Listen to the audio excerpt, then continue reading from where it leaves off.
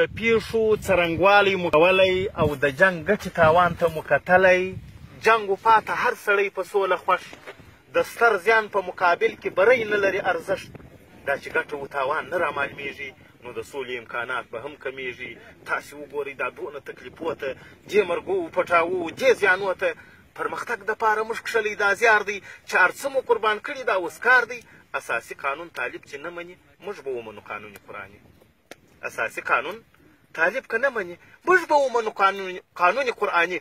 د جهاد لاره به بنده کړو پر ځان که موږ ومنو قانون د سپین قرآن، او د جهاد لاره چې بنده پر موږ نسي تر هغو به دغه سوله هم رانسي چې ژوندون د یو ملت وي په خطر کې. د خلاصون دپاره هر څه باید سپر کړي، که څه هم د انسانیت خلاف وي باید وسي امنیت کراولي. او قرآن نه دی مخالف د انسانیت.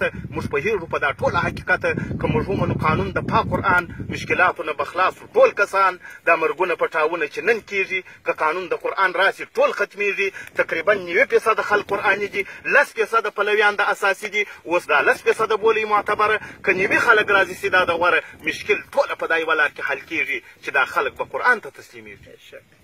مشکل ټوله په دا یوه لار کې حل کېږي چې دا خلک به قرآن ته تسلیمېږي. او موږ ته هم لازمه چې ټولنه وسمون ته یوسو، حکم بیان کوم یې وکړو، ځان خلاصون ته یوسو.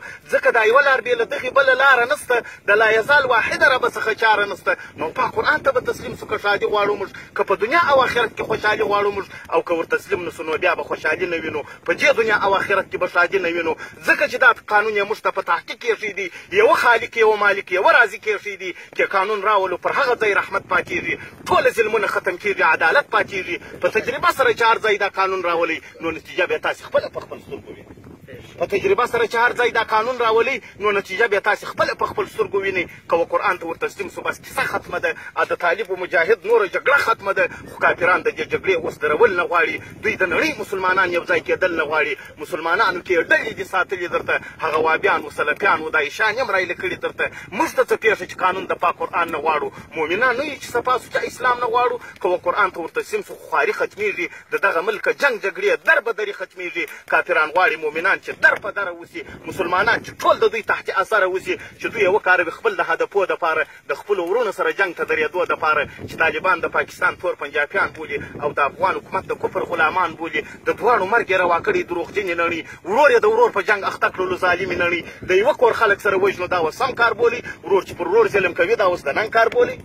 د یوه کور خلک سره وژنو دا اوس سم کار بولي. ورور چې پر ورور ظلم کوي دا اوس د نن کار بولي. موږ تر دا اوسه ناپوهان د ظالمانو په خوله، مؤمنان ورونه مړه کوو د کافرانو په خوله. یو یې کسور د امریکا بل پاکستان بولي. دوستي یې پرېږدئ چې دا دواړه خاینان بولي. و پاک قرآن ته ور تسلیم سي، پاک قرآن راواخلئ، پاک حدیث د پیغمبر علیه السلام راواخلئ. دا خو به نه د امریکا نه پاکستان راځي، او دغه قانون خو به د لوري د اسمانه راځي. و پاک قرآن ته ور تسلیم سي، پاک قرآن راواخلئ، پاک حدیث د پیغمبر علیه السلام راواخلئ. دا خو به نه د امریکا نه پاکستان راځي، او دغه قانون خو به د لوري د اسمانه راځي. د اسماني قانون اوس ولې نه مني مشران؟ که ومني بیا خیانت نسي کوی دغه شان.